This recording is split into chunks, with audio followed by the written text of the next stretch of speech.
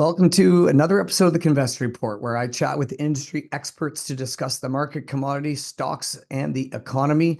I'm your host, Arlen Hansen. Today, I'm joined by a very special guest, a woman recognized by the Globe and Mail as top 50 changemakers in Canada for her work in pushing the boundaries for mining to be more diverse and inclusive. She's the CEO and founder of Femina Collective, a social enterprise that empowers women in the mining and related sectors through mentorship, networking, and advocacy.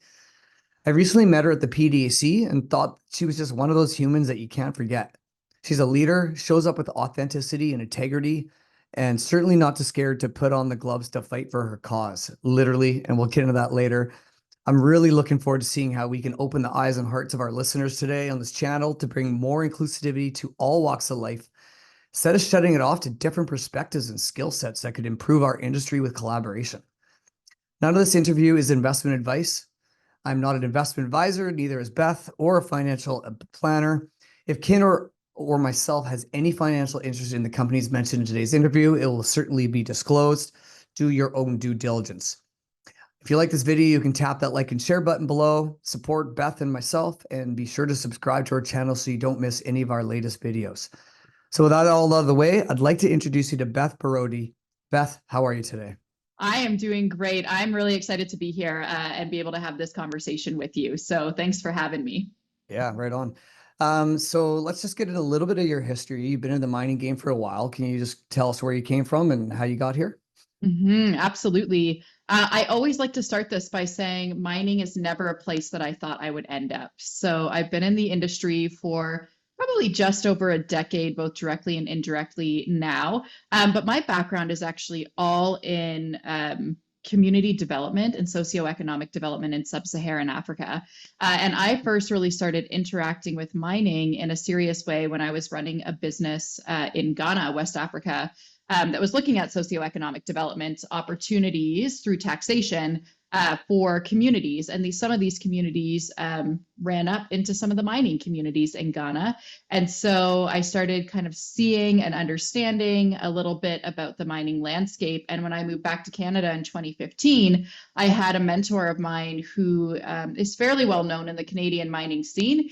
He reached out to me very out of the blue over LinkedIn and asked me to go for lunch and said that he'd been following my career and thought that I could be an interesting person to look at jumping into mining with both feet. And he's one of those people that when he reaches out to you, you don't say no to a lunch meeting. You're like, yes, obviously I'm going to go for a lunch meeting with you. Yes, exactly. And so I went, and one thing led to another, and he just opened up every door he could on Bay Street for me. And he said, I'll open the door, but it's up to you to kind of land where you want to land. And after about a year of introductions and chatting with people from different companies, different size companies, all of that, I landed with New Gold and ended up working with them for almost 6 years and working up from being a consultant initially and helping on their community work to being the vice president of sustainability, which was the first time an executive role was ever held on the sustainability and ESG space. And so I had a very fast-tracked career in the precious metal space, but I absolutely fell in love with the industry, both the challenges the industry presents, but also the opportunities and just those layers of complexity. And I couldn't imagine being anywhere else now than in this industry. I love it. It's just so important we do something that we love. Right? Exactly. It's like what Warren Buffett said, you dance to work every day. I don't think I dance to work every day, but I do love what I do. I love rocks, right? Like that's where my whole like obsession with the mining sector came from, is the geology and the rocks. I just think it's awesome. So yeah, you touched a little bit about the challenges, but like, what do you love about the mining industry? Oh my gosh, so when I was in a company role, I said all the time, the thing that I loved about it is that I would show up to work every single day and know that I'd be doing something different. I could be looking at climate policies one day. I could be doing government relations the next day. I could be in in First Nations community the next day. And so the areas that I covered just were phenomenal, and they kept my brain like focused, because I'm one of those people that really needs to be doing multiple things at once in order to feel like I'm being fulfilled. Since leaving that role and having my own company with Femina, which I'm sure we'll chat about, what I love about it is that I get to dive into the challenges that women face and that underrepresented groups face within the industry in a way that I feel is really productive, in a way that is not shouting at the industry or shouting at men or shouting, let us in, but in a way that's saying, oh my gosh, there's a role for us to play here. How do we make space for women and underrepresented groups to be able to play those roles more effectively? And so I really love, I do feel like I dance to work every day when I get to do anything with Femina, because it's so core to who I am and it's so core to all of my values, it feels like it is moving the industry in a different direction, which is really exciting for me, because I typically like to solve problems, and I typically like to get my hands dirty at trying to figure out, why is this not working? How do we make it work better? And what does the future state of this look like? And I get to do that now. So I love what I do, and love where we're going within the industry. Well, you certainly, I think, are a problem solver, right? Thank So you. you Yeah. probably get a lot of validation of when you find these big problems that need to be addressed and you do something about it and you see results. Like, that's got to be extremely fulfilling. So yeah, It you are is dancing, you are dancing to work. It is extremely fulfilling, but it comes with a lot of criticism as well. And I Of think course. I've always, since I was really young, I've always been someone who's generally always spoken my mind. I'm always the one that during school they were like, think before you say anything. Like, maybe you need to hold your tongue a little bit more. But I've learned how to really use that in a way that it's a real strength for me. But what it means is that I am a little bit bolder and willing to put myself out there a little bit more than the average person. And there's no right or wrong about that. It's just kind of naturally who I am. But I often say that generally comes with people who really resonate with me and really love what I'm doing and really love with what Femina is doing. But that is very much coupled with people who really wish we didn't exist and really wish that we would stop making so much noise and we would stop saying the same things over and over again. And we would just accept the state of how things are and be happy with how things are. And so it definitely is fulfilling to find these problems, be able to tackle them, think about, hey, here's a solution. Let's try it. Let's test it. And we get a lot of great feedback for that. But it is also coupled with a lot of people really wishing that I just was not in the scene right now, and that I was not doing what I'm doing with Femina. I'm glad you're on the scene. Well, thank you. I appreciate that. Yeah. And like, my philosophy or my belief is anyone who's scared of change, they're just, and get triggered or get angry. It's just like a secondary emotion to that fear of that someone's going to do better than you. Right. So I think being scared or angry about this is a position of weakness. That's my opinion. But I also really like your approach, that you're coming at it in a way of not attacking the other side. Because I think when the men's side, or the side that I guess I'm a part of, is when we feel like we're attacked, like we go into, I'm triggered, I'm defensive, and then we start saying things that probably aren't true, and it creates the conflict. And I really like your approach there, right? And I think you're doing a great job. So speaking of Femina Collective, tell everybody about what it is and how awesome it is and what you're doing and how fast it's growing. It is and awesome. Why. Yeah. So Femina Collective is an organization that exists to radically change the experience of women in the mining sector. And so it started back in the pandemic. It started a bit by accident when I was just pulling together women on Zoom calls to just connect and just make sure we were okay. And we officially launched in 2021 as a membership-based organization, where we had this one offering. It was to come as a member to the organization, which allowed you to kind of network and connect with women outside of just your roles, but really you as a person, like, come and find other people who you can just kind of lay everything bare with. And over the last 4.5 years, we have grown immensely. We certainly found a need where women wanted to connect in this way. And so we have branched out to multiple different offerings from our memberships, working with women in executive and C-suite roles, working with women in mid to senior level management roles, as well as working with women who own their own businesses that provide services to the mining industry. So we have our membership side, and then this year what we launched was our investment side, which is super, super duper exciting for me because we have just launched our first investment course that will be officially launching April 14th, but registration is currently open for it. And can we announce things on Yeah. here? Can we announce that? Yes, of course we can. Of course we Yes. can. So we are obviously very excited because King Communications and yourself have come on as a partner for this course. And the whole purpose is really to educate women on both what investing is, but how that links to mining. And really seeing that gap with the stress for capital right now in the mining space, recognizing women are going to hold more wealth than we've ever seen in history in Canada. So, how do we bridge that? And how do we show women who work in this industry day in and day out that there's an opportunity for you to also build your own wealth in this industry and make this industry work for you as well? So, we are super excited for that. And we really just try and find these key kind of leverage points and figure out from Femina's perspective, how do we make sure that women's voices are represented in all of these spots? And it isn't just to go back to something you said about sides, about the men's side and the women's side. It's really about trying to just eliminate those sides. Eliminate It's not sides. about Totally. having them. It's not about men being on one side and women on the other. Thank It's you. just that we are in a system that has been created that generally benefits men over women at this point. And women are still vastly underrepresented on all sides of this industry. And so when we talk and when we say there needs to be more space for women, it isn't at the exclusion of men. It isn't saying take away some of the men so women have more spots. It's like this industry is growing rapidly enough and there is enough room for everyone. We just need to be making sure that that inclusion is across the board on all fronts and is equal and equitable for everyone. And so that's what we really try and do at Femina is make sure that those opportunities are there for women just as much as they are for men. Yeah. What I like about that is like we're all human, and even though we are biologically different, we also bring different skill sets to the table.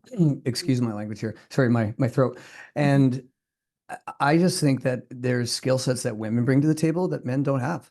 And there could be skill sets that men have that women don't have. And learning to work collaboratively on that instead of fighting about it, it just sounds like so much better to me. And Yeah. so much more can be accomplished. Like yeah, I'm all in on this. And so talk about the investment disparity. You said like women are going to have more wealth than ever, probably more access to capital than ever. And are they investing in the mining sector right now? Like, where are the stats on that? So I will take it back first to say, when I started looking into this investment side and understanding my own kind of investment risk tolerance, how I work as an investor, how I looked at mining, I really went back to the stats of just women investing in general here in Canada, which is pretty reflective across North America and a lot of Western European countries as well.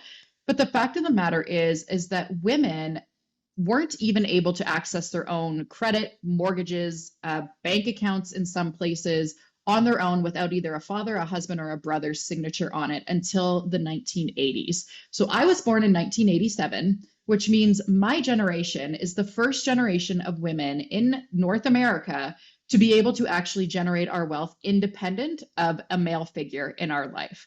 That is tremendous. And that means that we have a lot of catching up to do for men who have been able to build their own wealth at their own pace on their own name for centuries at this point. And so women, when it comes to money, when you look at media, when you look at how it's all reflected from an investment standpoint, women for decades and decades, and we're still seeing it now, are often portrayed as kind of like the ones who are buying the groceries, the ones who are getting the school supplies, the penny pinchers, the savers, where men are really portrayed as like your big Wall Street wolves. They're in their suits, they're in front of their stock charts, they're doing all of that. And the image of men and women and money is very, very different. And so when I saw that, I thought, okay, that's interesting. But now we have this stat that all of the major banks here in Canada are talking about women owning between 50 and 60% of the country's wealth by 2030. That's 5 years from now. So we have jumped from not even being able to get a credit card in our own name as of 38 years ago, 38, 40 years ago, to all of a sudden now holding 50% of that wealth. And that's because of inheritance. That's because of higher incomes. That's because of women investing. And so I thought, well, that's really interesting because that is trillions and trillions of dollars that Canadian women are now going to be able to make decisions with. And I thought, how many of them know about mining? And I have tried my hardest to find stats on female retail investors, how many women make up investors in investing funds that look at mining, and it is nearly impossible. I've gone to my friends who are analysts, I've gone to my friends who are bankers, I've gone to my friends who just know more about this space than I do. And I've said, can you please just give me anything? And I have yet to come up with anything around stats for how or if women invest in mining specifically. That isn't to say it isn't out there. I would love for someone to listen to this and then message me and say, here are all the stats. Yeah, you're wrong. love to see it. Yeah, I would love to see it. But it really showcased that there was a need here, and there was a need because I think mining in general just isn't something that a lot of people know about. If you're not in the industry, it's not talked about a lot. It's got an interesting perception that isn't necessarily always accurate. And so as I just started going down this rabbit hole, I thought, oh my gosh, there's such a gap here for women who are now going to have this wealth to learn about this industry, as well as understanding that women who work in this industry generally are making pretty healthy incomes. They generally probably own stocks in the companies that they work for or options given their compensation packages. And so they already have a bit of a foot in this world. But do they fully realize that? And are they really making sure that it's what they want to be doing as opposed to just what's given to them? And so that's where the whole idea around this educating women around investing and mining really started to take shape. And then the more we started digging into it, the more we started looking at partners, the more we realized like we have a real opportunity here for women to really step up and really play a much stronger role on that retail investor side within mining companies. A question that just kind of like pops into my head, and whether it's valid or not, I don't know. Do you think that women have shied away from the mining sector in general? And I'm always generalizing, because it's been labeled as such a high risk, like, a high risk sector. And I believe, correct me if I'm wrong, that women tend to be less risk takers and more gatherers and nurturers, and men seem to be like the crazy risk guys and like, do you think that's a valid comment? Yes, and I will dig into that a little bit. So I absolutely think that women shy away from it because it has been told to them that it's too risky. I think mining in general, again, has kind of seen as this like rough and tough male dominated like industry that's complicated to understand and complicated to get involved with. But I'll share a little anecdote that I did in my own little research in developing out this course. And I'll put the disclaimer that this is not scientific in any sort of way. This was me having my own sort of fun trying to figure this out. I actually went to a few of my friends who are heterosexual couples, and I said, hey, I'm trying to like figure out how women invest and women with mining, like what the dynamics are with this. So will you entertain me? And will you both call your financial planners separately and ask them to set up a meeting to talk about mining and how mining can play a role in your investment portfolios, or that you just want to understand more about it? They all said yes. They said, okay, sure, no problem. Out of the three groups, the three couples that I talked to or asked them to do this, all three women came back and said immediately they were told, we wouldn't advise this. This isn't a good investment opportunity. It's too risky. It's not something that we would go for. And all three of the men were met with, sure, why don't you come in? We'll definitely talk about it. It's a risky industry, but we're more than happy to walk you through it and more than happy to walk you through what we have available for you. So obviously very small sample size, very like niche. They were all Ontario based, like very obviously anyone hearing this, whatever. But to me, that really spoke volumes of how the messaging is getting across. And I think you're right. Women look at risk differently, but I've been very, very adamant about saying that women are just more risk averse or risk aware than risk averse. And so women are really aware of the risks when it comes to mining or what they think the risks are. But all that means is that they just need a little more time to sit down, to understand, to learn, to review what the opportunities are. Because we do also know that when women invest, whether it's mining or not, they tend to do longer term investments, which is a great thing for the industry because the industry needs long-term investors coming into it. So they are not as spontaneous with their money, but they also, once they commit, they really commit to it. And they really, They're more loyal. They're more loyal, and they're more likely to ride the highs and the lows with the company, which again, long term is a behavior that within mining investment you really want to see with your investors. So I think that is, you are right in saying everything that you said. It is perceived risky. It isn't spoken to them in a positive way, but there's also layers to that we're trying to unearth a little bit to see how we can then navigate that and showcase that it is something. Women are smart and intelligent, and we're capable of understanding complicated things. And so we just need the opportunities to actually learn about it. Okay, so yeah, now I feel bad about asking that question because I was No, like, oh, no, women no, are no, less, no. Yeah. and but then like when you said it from that perspective of like your heterosexual couples going for that different advice, it's just like, so that investment advisor assuming that woman doesn't want to take on more risk, just assuming just because she's a woman versus the man, right? And whether that's conscious or unconscious, we don't know, but it was at least there in those three examples that was the case. I would say for the most part, it's unconscious. Like for the most part, I would assume that too. Right. Like this is what is ingrained to me growing up as a young child. Right. And those are the experiences I learned to get here. So yeah, no, I like the word risk averse too as well. And that's when I talked about like collaboration with everybody. I want somebody on my team who's more aware of risks than I am. Why wouldn't I want to tap into that knowledge and that experience, right? Of being more risk aware. Like I think and then on the flip side, you need someone who is willing to take risk a little bit easier and you're willing to dive in, right? You can't have one or the other because you can't have everyone thinking the same way because they're all women or whatever it may be. And you can't have the same with all men thinking the same way. Like you need to have that mix and you need to have that diversity of thought. And just exactly as you said, how we each approach situations differently. You need that balance for good decision need duality. making. You need duality. Yes. 100%, right? You can't have love without grief. Yes, right? You can't have joy without pain, right? We need it all to experience what we need to experience.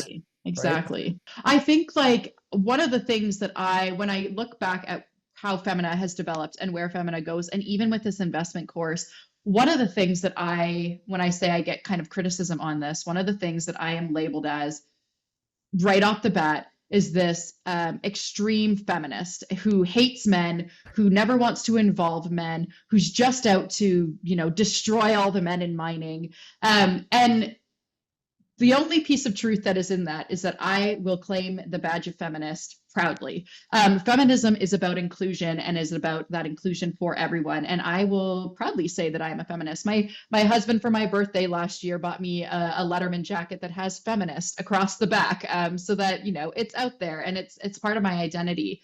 But where that really falls short, and I think it really speaks to what you were saying earlier when you said, when we get on these kind of you versus me, that defensive nature stands up, is me speaking about women's participation in mining at whatever level or whatever way that is not me hating on men. It is not me saying, men, I no longer want you involved in the conversation, or it's not me saying that all men are bad, or that, any of these things that are so easily labeled on people who speak out about women's rights.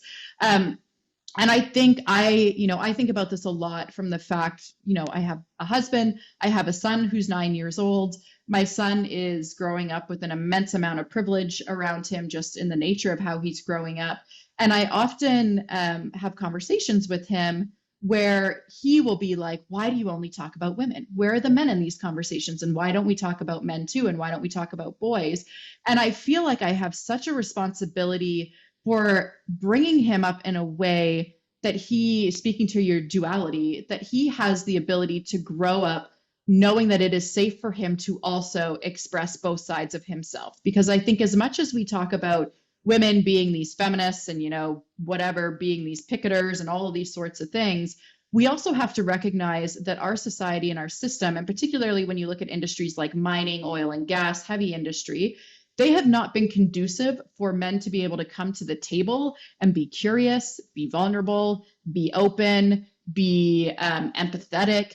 They really are geared for men to be tough, hostile, aggressive, angry, and only show emotions that are, deemed as masculine. And so I think when we try and have these conversations from Femina's perspective, from my perspective, and I say inclusion for all, it isn't just make the space for the women. It's also, let's also undo a lot of these systemic things that men also face that make it unsafe for them to fully participate in these conversations. And I think that that's a really important one for us to be having in the industry, because everyone needs to feel safe and not attacked. And we know when people retreat into themselves because they are feeling defensive or they are feeling attacked, that those gaps get filled in by assumptions and they get filled in by something else because our brains have to complete the sentence somehow. And so I think that, I don't speak about this very often in like professional settings, so you're getting all of it right now, but I think that this is a really important piece for the industry to understand when we talk about psychological safety, inclusion, all of these pieces. It is not just, hey, men, you need to just like accept and do what we say. It's like, no, we also need to make a different environment for you as well, so that we're all in this learning journey together. Yeah. Those are my 2 cents there. Yeah. Well, I'm a feminist, right? So I want inclusion Mm-hmm. for everybody. Mm-hmm. But that I also feel that word is a tough word for people, some of the men to grasp, because what we learned about a feminist back, like our experiences, are the ones that are attacking us, are the ones that are yelling and screaming us. And even though we may not be participating in that particular, like I've had this argument with my daughter and she says like, well, if you're not one of those men, then what are you worried about? Like, what are you fighting me on this? And I'm just like, I don't know the answer to that, I guess. Like, but sometimes it just feels like it's just an attack on men, and I'm part of that community, so it just feels like an attack on me, right? So, yeah. And I think there's validity in those feelings, because when that feeling of attack happens, it is because there is a push for change or a push for power, power shift needing to happen. And that, quite frankly, is what needs to happen right now, is that there needs to be a push for more equal balance of power between essentially Caucasian men, first and foremost, and then other marginalized groups, and around women, and then women with different intersectionalities. And that is really hard. And again, that is an unconscious feeling. That is an unconscious thing that happens. But those feelings of fear, of rage, of attack, of whatever it may be, are valid, because your safe comfort of what you know is being challenged and being pushed up against. And whether or not that's right or wrong, that's going to invoke feeling. And so that's why it's really important to have these open discussions, because I think that's amplified in mining, and that's amplified in the way that we show up at our jobs. And because there's all this talk about DEI, and there's all this talk about like whether it should go away or whether it's caused more harm than good, we're finding that those lines are being held even harder at the moment, and those feelings are even stronger, and those polarities are playing out even more. And so without creating that space where we can actually all come to the table and all recognize each other without kind of, canceling each other out immediately for saying the wrong thing, or canceling each other out because a question was asked that someone else was offended by, we need to be able to put our swords down a little bit and actually just have space and peace for us to have these conversations and really look at, how do we make this a better place for everybody? We know we need people coming into this industry. We know we're in a talent crisis. We know that Canada needs to be leading in the metals and minerals space right now. Like, there's everything that we know, and we know we should be doing, and we have to have a different system that attacks that, because the one we have right now is not going to work. We're going to continue kind of spinning our wheels. But in order to get to that next piece, we all need to be able to come to the table and be able to openly have these conversations. 100%. Love it. Okay, let's switch gears a little bit here. Yeah. So you've been doing some mining and investing over the last 10 years, and you're putting on this mining investment course. What are you going to be talking about? Like very Mm. focused on like the commodity space? Are you Mhm. talking about how to analyze individual small cap companies, how to look at the geology of companies, or the overall thesis? Give us a little bit more information on what you're going to be talking about in this course. Yes.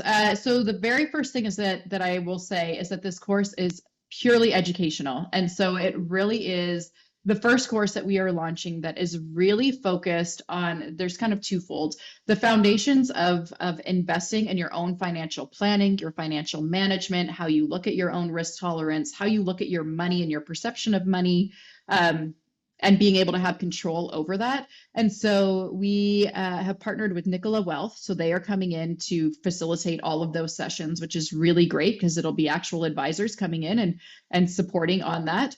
And then we talk about mining, and mining, particularly here in North America, how mining plays a role in global economies. What does it mean for GDPs? What does it mean from capital markets perspectives? What does it mean for how our economies fluctuate? Those sorts of things. And then we go into how would you then start looking at mining as a piece of your portfolio if you so chose so. Like that means if you have the risk tolerance to be able to do it, you have the cash that you're willing to lose, essentially. We always say go into a mining investment with the thought that that money's gone. And then if it makes money for you, great. And so the way we're doing that is looking at high level due diligence frameworks. So yes, how do you analyze? How do you look at a 43101 and what's the information you need to be pulling out? How do you look at management teams? How do you look at earnings reports? How do you look at kind of key pieces that would at least give you a foundation for start asking the right questions when it comes to mining? We aren't necessarily looking specifically at any company size, so we will have differences for juniors, mid tiers, and majors, because obviously the investment for those three areas are drastically different. Nor will we be giving any sort of advice on any projects to be looking at or anything like that. But we do want to give the frameworks and the process and the questions to be asking, so that by the end of the course, we've really bridged the how do you look at your own finances more holistically, and then how do you look at mining and how do you make intelligent decisions on how mining can interact with your investment portfolio. And we have different we have Pear Tree Canada is also one of our partners. They're coming in and going to be speaking specifically about flow through shares. They're going to be talking about different investment methods that can be used.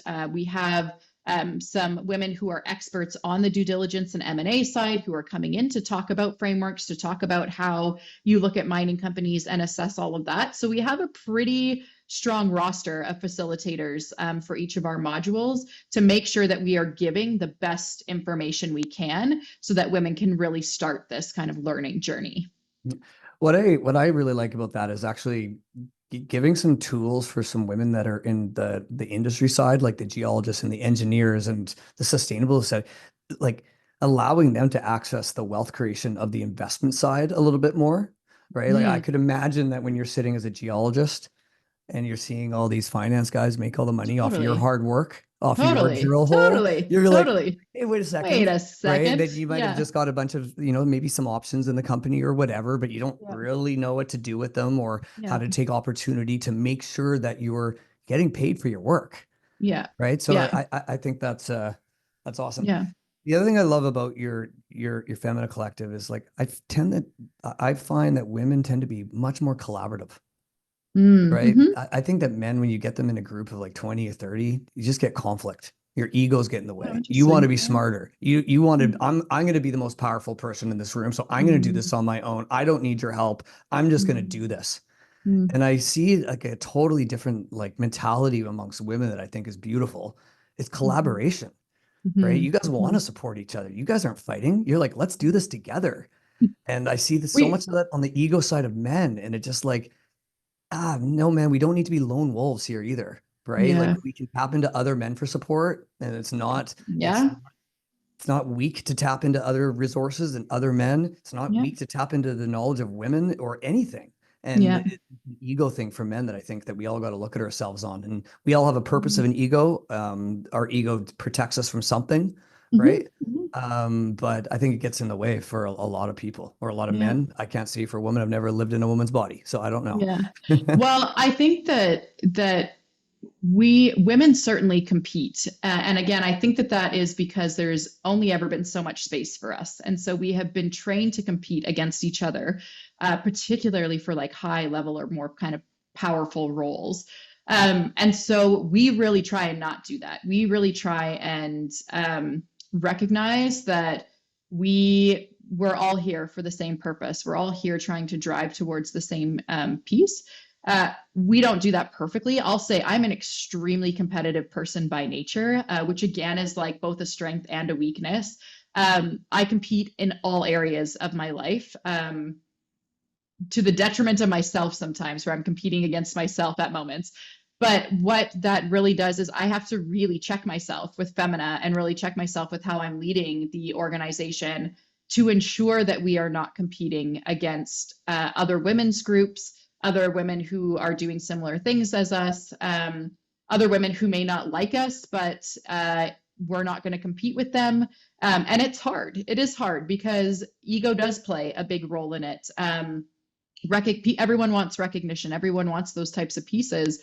But I think exactly as you said, I think that women have such an opportunity because we are kind of community minded. We are more collaborative. We are kind of more holistic in that thinking or in that way, that we have such an opportunity to show the power of what can happen when we say, let's work together, and not compete. And we've had some great collaborations happen with other women's groups over the last few years, where, we're members of their organizations, they're members of our organizations. Our influence is just able to grow because we all work together. But I would be careful to say that it's kind of utopia on the women's side, because there is a lot of competition and a lot of cattiness that can happen. And it does take a lot of checking constantly to make sure you're not like, I'm not feeding into that. Femina's not feeding into that. And when we have fed into it, acknowledging it, recognizing it, pulling back and saying, nope, we're not going to keep playing in that sandbox. We're going to go over here and do our own thing at this point now. Awesome. Can you give me 3 examples of something that men may say or do that's extremely frustrating for women in the sector, and what we can do to say it differently, or I just don't know. How Like, deep do you want me to go? Yeah. Well, like, it's one of these things, like, I've done nothing but try to love my children, right? Mm-hmm. Just nothing, but things I might do, they may not feel loved because of it. Yeah, right. So I could be a man and say something thinking that it's a inclusive thing, but it might not be. Right. And so I'm curious, are there things that you kind of hear from I don't want to say sides again, I'm learning. Yeah. But from the men, or the men in the mining community, that are just like wildly frustrating. You want to like pull your hair out and punch them in the face, but you don't.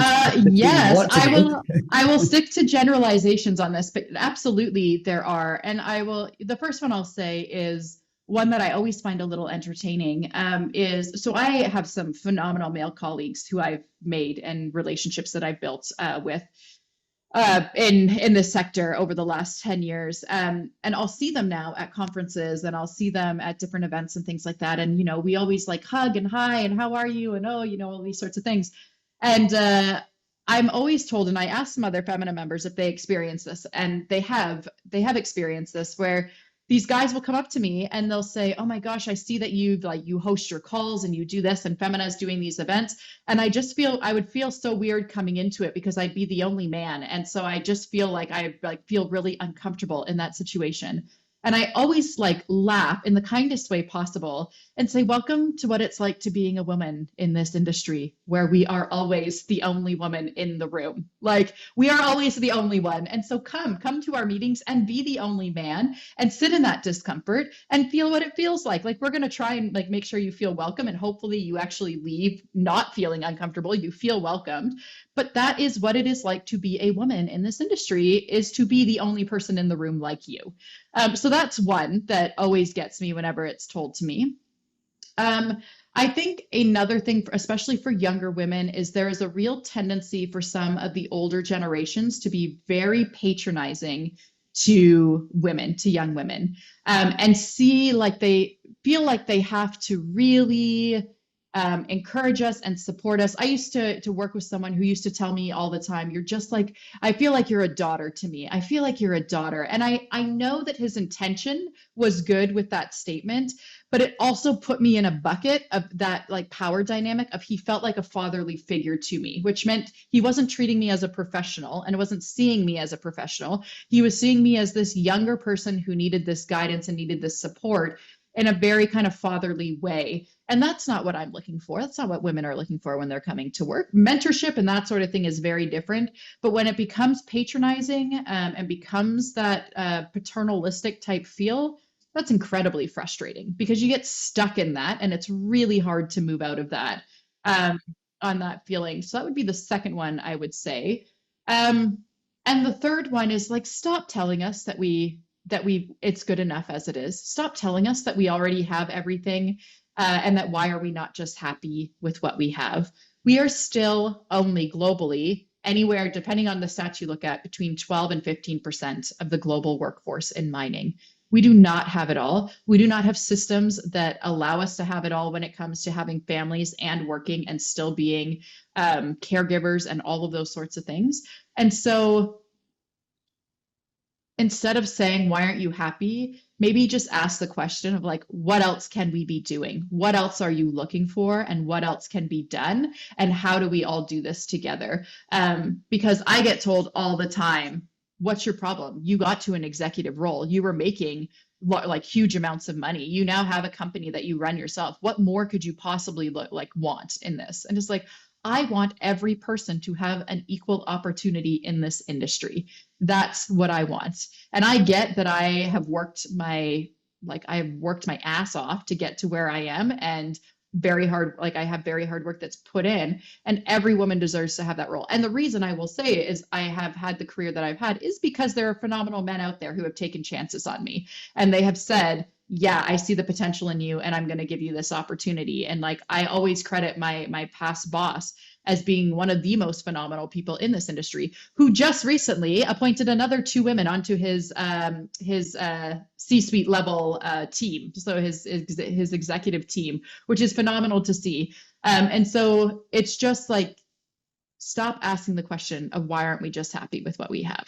Because it's not equal, and no one can convince me that it's equal. No one can convince me that we have the same opportunities yet.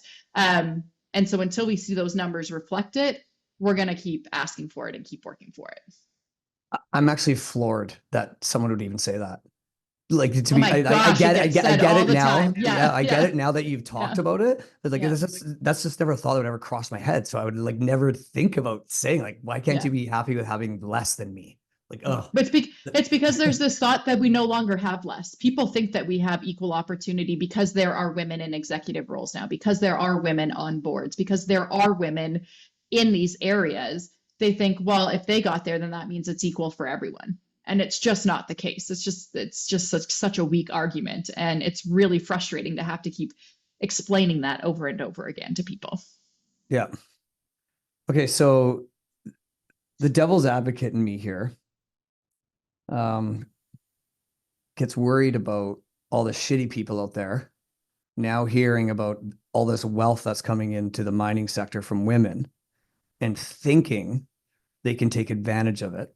And I could see a little bit of like backlash on this, like to the, so this is why it's so important for women to learn about these things too, as well.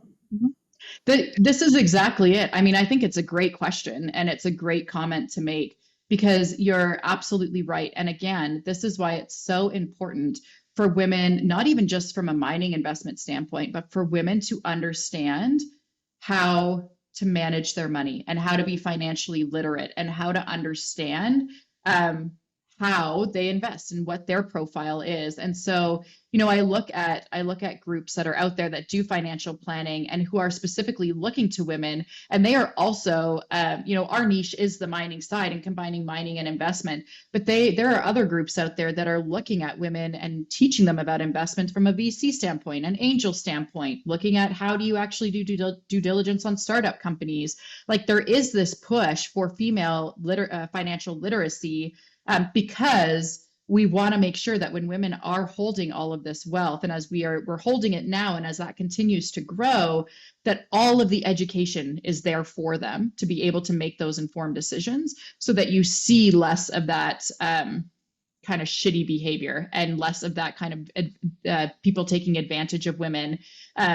Because women are smart. Again, we are intelligent, we are smart, we can make good decisions. And if there are tools out there for us to learn about this, and you have the right advisors and the right kind of financial team around you to make those decisions, and hopefully it minimizes the chances of you being taken advantage of.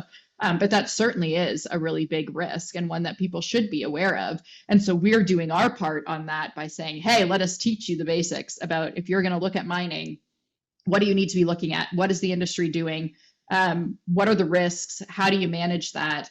And giving that opportunity for them to learn about this. And I think for us, especially too, like, our demographic is women who work in the industry. And so when we were thinking about this course and thinking about why are women not looking at mining, we also thought these are the women that actually identify the risks for these companies. These are the ones who are making the mitigation plans for these companies. These are the women who are, day in and day out looking at risks and looking at what their competitors are doing, or whatever it may be. So we just want to continue building that knowledge base until women just feel really confident to make those decisions themselves. Awesome. Cool. So yeah, let's quickly touch base again. So yeah, as we talked earlier, Kim Communications wants to send 5 women to your investment course. Yes. And so we can find more about that online and in our press release that we'll put out here a little bit more on how to apply. And we'd love to support this cause. I want to see more collaboration. I think there's incredible skill sets that women bring to the table that men don't have. And when we collaborate, we're better people as humans. Yeah. Yeah. Right. And I just have to say that when that idea of funding the tuition fee for the 5 women is credited all to you. Like, you gave me a call last week and said, hey, I think this is a great idea. And it was the best idea that I've heard. I thought that was such a great way to come in and sponsor this course and be a partner with this course. So I am so grateful to you and for that idea. Because I think it's phenomenal. And I really look forward to seeing who those 5 women end up being, and being able to bring them into the course. Sure do. And I'm hiring too as well. So when these women have completed these courses and they're looking for work, they can send me a resume, right? So great. It's an ecosystem that we all support here. So very, very lastly and quickly, you're also a boxer. Yes. And you're putting on in my intro, I said, she's not afraid to put on the gloves to fight. Am I a boxer? I'm going into a boxing fight. Yes. So April 4th, you're raising money for the local hospital. Is it the Hamilton Hospital? Yes, it's McMaster's Children's Hospital is where all of the funding that we're raising is going towards. And it is really crazy that Fight Night is just 2 weeks away as of tomorrow. But I've been training for 3 months. It's with Mandy Bujold, who's a Canadian Olympic boxer. She runs this event. So far, we've raised collectively about $600,000 for the event. It's been phenomenal. And we haven't even hit Fight Night yet. And so I think it's going to raise quite a bit more. But it has been one of the most life-changing experiences I have been through. Boxing is phenomenal. It is a phenomenal sport. And I could see myself continuing far past this Fight Night. But it's also been intense. Yeah. They said that they won't let any of us actually see the inside of a boxing ring for at least a few weeks after Fight Night, so we can all recover. But it has been a phenomenal journey, and I'm getting really excited for the actual fight. Amazing. So Beth, that's a wrap. Thank you for joining me on the show today. You can stay up to date with Beth on social media and learn more about the Femina Collective at thefeminacollective.com. They've got a LinkedIn channel and an Instagram channel. And if you haven't already, be sure to join the Kinvestor Network by subscribing to our channel, following us on social media. And if you like what we talked about, like the video and comment. And if you want that opportunity to learn about investing in the mining community and you are a woman, please apply. We'd love you to be a part of this. Until next time.